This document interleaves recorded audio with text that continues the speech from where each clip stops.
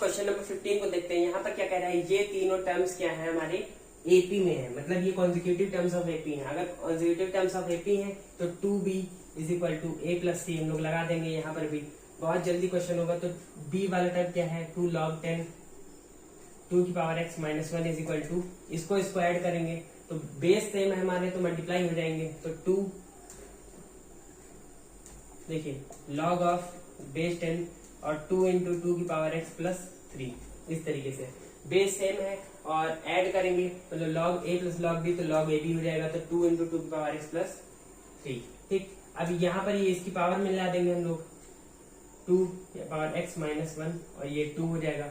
और इधर क्या हो जाएगा 2x 2 और 2x प्लस 6, ठीक है, 2 की पावर x और प्लस 6, ठीक है।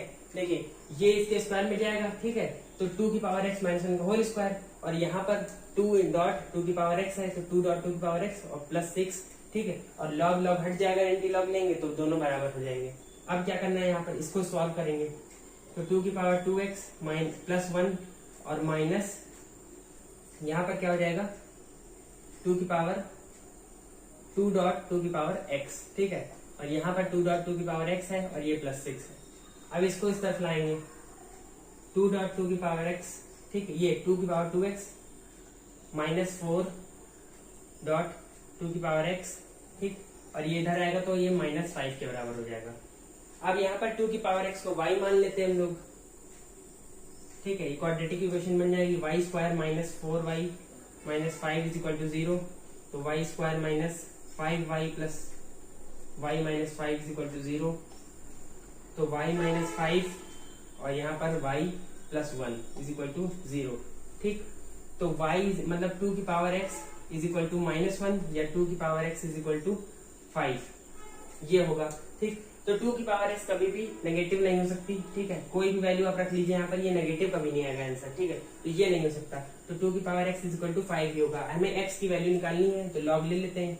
तो x log 2 is equal to log 5। तो x इक्वल टू क्या हो गया log 5 बाय log 2, ठीक है। और बेस चेंजिंग फॉर्मूला से हम लोग क्या लिख सकते हैं इसको, log 2 बेस 5, ठीक है। और ऑप्शन देखिए आपका सी वाला करेक्ट होगा, ठीक है। तो बेस चेंजिंग फॉर्मूला यहाँ पर याद रखना था और आपका ऑप्शन आराम से सी वाला सही हो जाएगा। तो इस तरीके से क्वेश्चन आपके लॉगरिथमिक के आते हैं। मूव करते हैं नेक्स्ट क्वेश्चन पे। तो चलिए इस क्वेश्चन नंबर 16 को देखते हैं। यहाँ पर हमसे क्या कह रहा है, the roots of the equation this form an AP GP HP या do not form any progression. मतलब जो इसके रूट निकल आएंगे एक्स के वो क्या फॉर्म करेंगे, मतलब एपी फॉर्म कर रहे हैं, जीपी फॉर्म करेंगे या कुछ और फॉर्म करेंगे या कोई भी प्रोग्रेशन को फॉलो नहीं करेंगे। तो ये हमें बताना है यहाँ पर, ठीक। तो पहले तो हमें इसके रूट्स निकालने होंगे, ठीक। तो रूट्स निकालने के लिए हम लोग क्या करेंगे, इसको इक्वेशन को सॉल्व करेंगे।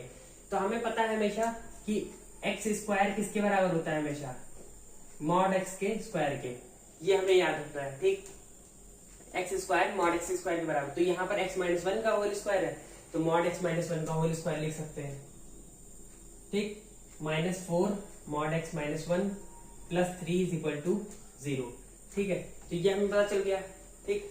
अब हम मॉड एक्स माइनस 1 को y पुट कर लेते हैं थोड़ी देर के लिए, ठीक है। मॉड एक्स माइनस 1 को y पुट कर लेते हैं। क्यों कर लिया हमने, क्योंकि लिखने में परेशानी होगी हमें बार बार, ठीक है।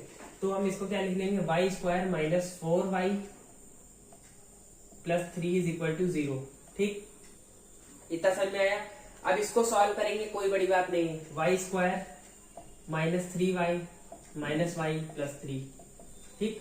ये क्या आएगा y माइनस 3 प्लस और यहाँ पर minus 1 y minus 3 is equal to 0।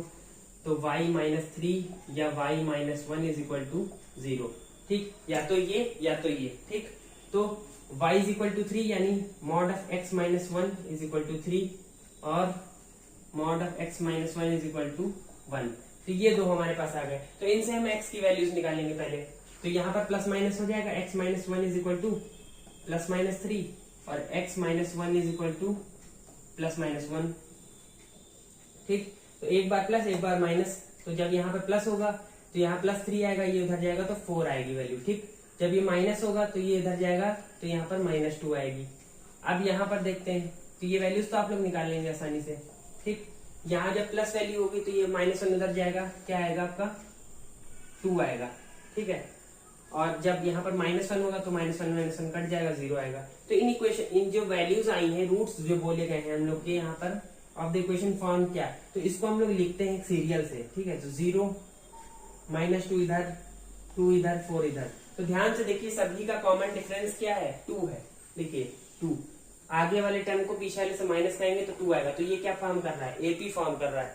तो हम लोग देखते हैं कौन सा वाला ऑप्शन सही है। तो ए वाला ऑप्शन आपका सही है, ये ए वाला ऑप्शन सही होगा क्योंकि हमारे रूट्स जो है वो एपी फॉर्म कर रहे हैं, ठीक है। मूव करते हैं हम लोग नेक्स्ट क्वेश्चन पे। तो चलिए इस क्वेश्चन को देखते हैं हम लोग।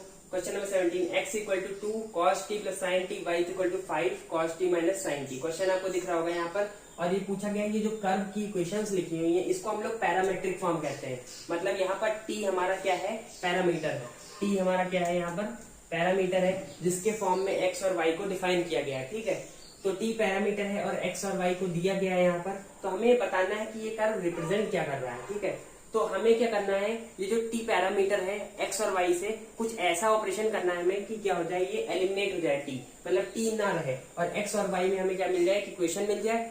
और वो इक्वेशन या तो सर्किल होगी या पैराबोला होगी या इलिप्स होगी या हाइपरबोला होगी। तो हम लोग को t एलिमिनेट करना है। तो पहले हम क्या करेंगे, cos t plus sin t और cos t minus sin t दिया है, इसको ध्यान से देखेंगे। तो जब हम स्क्वायर करेंगे तो ये कुछ हट सकता है, ठीक है। देखिए कैसे, तो पहले हम लोग 5 को नीचे लाना होगा। तो x/2 यहाँ पर देखिए, x/2 is equal to cos t plus sin t, ठीक। y/5 is equal to cos t minus sin t, ठीक। ये आ गया। अब हम क्या करेंगे, दोनों तरफ स्क्वायर कर देंगे क्योंकि हमें t को एलिमिनेट करना है किसी तरीके से। तो क्या तरीका है, देखिए इस तरीके से, ठीक, होल स्क्वायर। तो ये क्या हो जाएगा, जो भी आएगा हमारा, और दोनों को ऐड कर देंगे। तो x²/4 plus y²/25 is equal to cos square plus sine square t, क्या हो जाएगा यहाँ पर 1 हो जाएगा, और plus 2 cos t sin t आएगा, ठीक। और यहाँ पर क्या आएगा, cos square t plus sine square t 1 हो जाएगा हमारा, -2 cos t sin t, ठीक, जो भी आएगा आपका, ठीक। अब इन दोनों को ऐड करेंगे तो ये cos t -2 cos t sin t और +2 cos t sin t cut जाएगा, यहाँ पर 2 आ जाएगा। तो ये ध्यान से देखेंगे। तो x² plus y² is equal to 1। अगर हम लोग ये 2 यहाँ पर मल्टीप्लाई कर दें, ये 50 हो जाएगा हमारा, ठीक है। ये 8 हो जाएगा। तो ये फाइनली क्या आ रही है हमारी, देखिए plus y²/50 is equal to 1। ये काहे की इक्वेशन है, ये इक्वेशन हमारी इलिप्स की, और ऑप्शन आपका सी वाला करेक्ट हो जाएगा। ये इलिप्स शो कर रहा है। तो मतलब अगर हम लोग को पैरामेट्रिक इक्वेशन दे दी जाए, कभी भी पैरामेट्रिक इक्वेशन जब भी दी जाएंगी, तो हम लोग को जो अननोन पैरामीटर है t यहाँ पर, उसको हटाना है। अब वो थीटा भी हो सकता था यहाँ पर, या हम लोग को या तो x भी हो सकता था, यहाँ पर x और y नहीं दिया तो कुछ और u भी दिया होता। तो उस तरीके से तो हम लोग को यहाँ पर चेक करना है कैसे हम लोग हटा सकते हैं। और ये बिल्कुल हिट एंड ट्रायल मेथड है। अगर आप समझ गए एक बार में तो आप कर ले जाएंगे, नहीं कर पाए नहीं कर पाएंगे। मूव करते हैं नेक्स्ट क्वेश्चन पे। तो चलिए क्वेश्चन नंबर 18 देखते हैं हम लोग। यहाँ पर fx is equal to x⁻100/100 और इस तरीके से ये सीरीज दी हुई है। आप लोग को क्वेश्चन यहाँ पर दिख रहा होगा। f'1 is equal to mf'0 दिया हुआ है, तो m की वैल्यू पूछी गई है। सबसे पहले आप यहाँ इस एक्सप्रेशन पे ध्यान देंगे, fx को छोड़ दीजिए। पहले यहाँ देखिए डैश लगा है, मतलब पहले हम लोगों ने डेरिवेटिव निकाला है f', उसमें 1 रखा है, उसमें 0 रखा है, उसके बाद इक्वेट किया है इसको। तो पहले हम लोग इसका डेरिवेटिव निकालते हैं।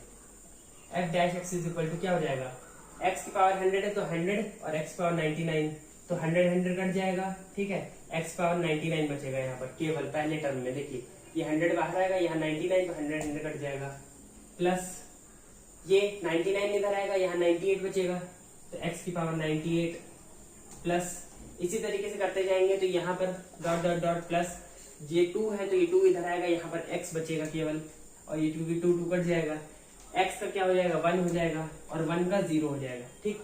तो टोटल नंबर ऑफ टर्म्स हम लोग यहाँ देख लेते हैं कितने 100 टर्म्स है। कैसे हम लोगों ने जाना, देखिए x की पावर 1 से लेके 99 तक 99 टर्म्स हुए, और एक ये +1 है तो ये 1 भी एक टर्म हुआ, तो ये कितने टर्म्स हो गए 100 टर्म्स हो गए।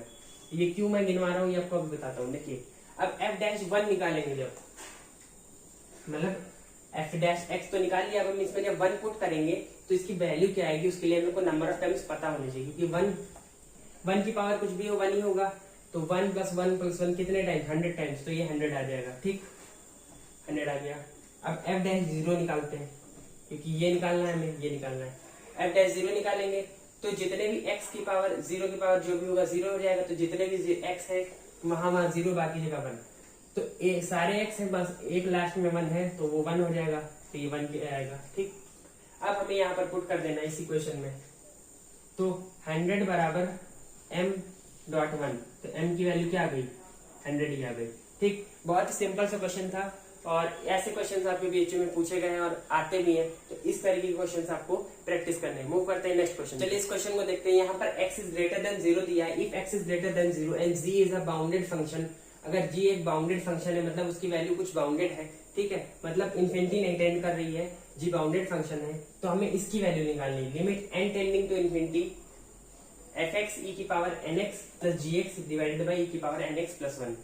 जब भी हमें कोई भी x टेंडिंग टू इन्फिनिटी या n टेंडिंग टू इन्फिनिटी दे दे, ठीक है, तो हमें देखना चाहिए कि कौन सा टर्म हम लोग जीरो बना सकते हैं। ठीक है, और जब भी n टेंडिंग टू इन्फिनिटी के साथ e की पावर n आ जाए, ठीक है, या x टेंडिंग टू इन्फिनिटी के साथ e की पावर x आ जाए, तो हमेशा e की पावर x को ऐसा करिए कि वो e की पावर माइनस x हो जाए।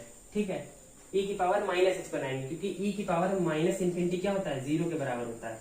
ठीक, तो यही हम लोग को यहाँ पर छोटा सा ट्रिक है वो अपनानी है। तो देखिए कैसे अपनाएंगे, देखिए limit n tending to infinity, ठीक है, जब e की पावर nx से हम दोनों तरफ डिवाइड कर देंगे तो क्या आ जाएगा हमारा fx, यहाँ डिवाइड करेंगे 1 हो जाएगा, प्लस gx e की power minus nx divided by 1, यहाँ पर 1 आ जाएगा, प्लस e की पावर माइनस nx। देखिए दोनों तरफ e की पावर माइनस एक्स से nx e की पावर nx से डिवाइड करेंगे तो क्या होगा, ये कट जाएगा, यहाँ e की power minus x minus nx, और यहाँ पर ये कट जाएगा प्लस e की पावर माइनस एक्स, ठीक है, माइनस nx। इस तरीके से आ गया। अब जब हम n टेंडिंग टू इन्फिनिटी यहाँ पुट करेंगे तो क्या हो जाएगा, ये देखिए fx प्लस gx e की power minus infinity, n infinity है तो x कुछ भी हो इन्फिनिटी हो जाएगा, प्लस e की पावर माइनस इन्फिनिटी। ठीक है, इसी तरीके से अब gx हमें बाउंडेड दिया है, gx बाउंडेड फंक्शन दिया है, मतलब gx इन्फिनिटी नहीं है, gx इन्फिनिटी नहीं है। अगर gx इन्फिनिटी नहीं है, कोई बाउंडेड वैल्यू है उसमें, ठीक है, तो ये टर्म क्या हो जाएगा, जीरो हो जाएगा पूरा। ठीक, और ये टर्म जीरो हो जाएगा। ये जीरो कैसे हो जाएगा, क्योंकि ये जीरो है हमारा e की पावर माइनस इन्फिनिटी, देखिए ये जीरो के बराबर है, तो ये बाउंडेड कोई वैल्यू के साथ, मतलब 2, 4 या 6 मान लीजिए वैल्यू आ रही है gx की, उसके साथ मल्टीप्लाई होगा जीरो, तो जीरो ही आएगा। ठीक है, अब यहाँ fx है, यहाँ पर ये जीरो हो गया, तो ये पूरा क्या आ गया, fx बाय 1 के बराबर, ये 1 प्लस जीरो जीरो हो जाएगा, तो ये fx के बराबर आ गया। तो आप ऑप्शन देखेंगे अगर, तो आपको बी वाला सही मिलेगा। ठीक है, बी वाला ऑप्शन आपका fx सही हो जाएगा। तो मूव करते हैं हम लोग नेक्स्ट क्वेश्चन। तो चलिए इस क्वेश्चन को देखते हैं। Let fx is equal to x sin 1 by x plus sin 1 by x square when x is not equal to 0, और 0 है व्हेन x इक्वल टू 0, और हमें निकालना क्या है, limit x tending to infinity fx is equal to, तो ये क्या आएगा हमें निकालना है। ठीक है, तो जब भी limit x tending to infinity fx is equal to निकालना है तो हम लोग लिख लेते हैं limit x tending to infinity, तो fx की कौन सी है, जीरो तो होगी नहीं क्योंकि x इक्वल टू 0 पे है, तो ये वाला होगा, तो x sin 1 by x plus sin 1 by x square. ठीक, ये हो जाएगा। तो जब x टेंडिंग टू इन्फिनिटी होगा तो हम लोग पहले रख के देखते हैं आता क्या है यहाँ पर, ये इन्फिनिटी हो जाएगा, डॉट 1 बाई इन्फिनिटी 0 का साइन 0 1 साइन 0 0 हो जाएगा हमारा। ठीक है, तो इन्फिनिटी डॉट 0 आ रहा है यहाँ पर, तो देखने से ये क्या है, इनडिटर्मिनेट फॉर्म है पहली बात तो। ठीक, ये इनडिटर्मिनेट फॉर्म है, तो ये हमारा क्या हो जाएगा, इस तरीके से सॉल्व नहीं होगा। ठीक, यहाँ पर जब हम लोग 1 बाय एक्स स्क्वायर है तो 1 बाय इन्फिनिटी स्क्वायर रखेंगे तो ये 0 हो जाएगा और साइन 0 0 हो जाएगा। ठीक, तो ये तो कर सकते हैं, पर यहाँ ये नहीं ऑपरेट कर सकते, तो अलग अलग कर लेते हैं। Limit x tending to infinity x sine 1 by x plus limit x tending to infinity sine of 1 by x square. ठीक, अलग कर लिया। अब देखिए ये तो 0 हो जाएगा हमारा, प्लस 0। ठीक, क्यों, क्योंकि x टेंडिंग टू इन्फिनिटी तो 1 बाय एक्स स्क्वायर क्या हो जाएगा, 0 के बराबर, और साइन 0 0 हो जाएगा हमारा। ठीक, इसमें क्या करेंगे, इसमें देखिए limit x tending to infinity sine 1 by x और ये x को उठाकर नीचे डिनोमिनेटर में ले जाएंगे तो 1/x हो जाएगा, और ये पूरा क्या हो जाएगा हमारा, क्या हो जाएगा, अभी नहीं होगा, ये पूरा हमारा 1 के बराबर हो जाएगा। और इसका मतलब जो मेन कॉन्सेप्ट है वो क्या है, हम लोग 1/x को h मान लेंगे, ठीक है। तो x टेंडिंग टू इन्फिनिटी पे h टेंडिंग टू 0 हो जाएगा, तो यहाँ पे क्या हो जाएगा, लिमिट h tending to 0 sine h/h, और इसकी वैल्यू 1 के बराबर हो जाएगी। तो 1 + 0 ये हमारा 1 के बराबर आएगा। ऑप्शन में देखेंगे तो आपका सी वाला ऑप्शन सही हो जाएगा, ठीक। तो इस तरीके से इस क्वेश्चन को हम लोग को हैंडल करना था। चलिए मूव करते हैं नेक्स्ट क्वेश्चन पे। तो चलिए इस क्वेश्चन को देखते हैं। Question number 21, limit x tending to infinity 2 की power x minus 1 tan a/2 की पावर x, ठीक। तो यहाँ पर भी हम लोग को क्या लगाना है, limit x tending to 0 tan x/x।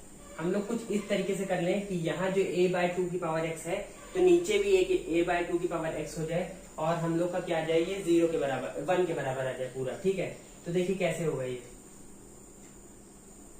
Limit x tending to infinity, ठीक। यहाँ हमेशा टेंडिंग टू 0 होता है, लेकिन जब हम लोग वो इसको पुट करेंगे तो 2 की पावर इन्फिनिटी a/2 की पावर इन्फिनिटी 0 हो जाएगा, तो h टेंडिंग टू 0 हो जाएगा। वो हम लोग सब्स्टिट्यूशन मेथड से करते हैं, और हम लोग डायरेक्ट भी लिख सकते हैं, ठीक है। तो 2 की पावर x हम लोग को नीचे ले जाए, यहाँ क्या है, यहाँ पर a/2 की पावर x है, a/2 की पावर x, ठीक। ये है हमारा यहाँ पर, तो हमें नीचे भी a/2 की पावर x बनाना है। तो देखिए tan a/2 की पावर x, ठीक। तो हमें पहले तो a चाहिए, तो a मल्टीप्लाई a डिवाइड, ठीक है, मल्टीप्लाई डिवाइड, ठीक है, ऊपर नीचे। अब 2 की पावर x चाहिए, तो ऊपर 2 की पावर x है हमारे पास, तो और -1 भी है, तो ये क्या हो जाएगा, 1/2 हो जाएगा, ठीक है। 2 की पावर x -1 है, तो 2 की पावर x बाय 1/2, ठीक है, डॉट 1/2, तो 1/2 इधर आ जाएगा, और 2 की पावर x को हम लोग नीचे ले आएंगे इस तरीके से, ठीक। a कांस्टेंट है हमारा, तो a/2 बाहर हो जाएगा, limit x tending to infinity tan a/2 की पावर x बाय a/2 की पावर x, और ये क्या हो जाएगा हमारा 1 के बराबर हो जाएगा, और a/2 यहाँ पर आ जाएगा, तो a/2 हमारा फाइनल आंसर आएगा, ठीक। तो इस तरीके से इस क्वेश्चन को हम लोग को करना था, और a/2 ऑप्शन आ रहा है आपका सी वाला, ठीक।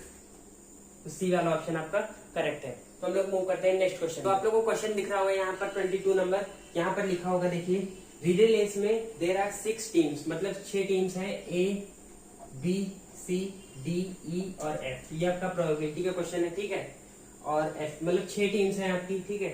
और तो हमसे पूछा गया what is the probability that A B C finish first second and third, मतलब A B C जो है हमारी फर्स्ट सेकंड थर्ड फिनिश करें, ठीक। मतलब पहला position, second position, third position है, तो A B C को ये पोजीशन को फिल करना है।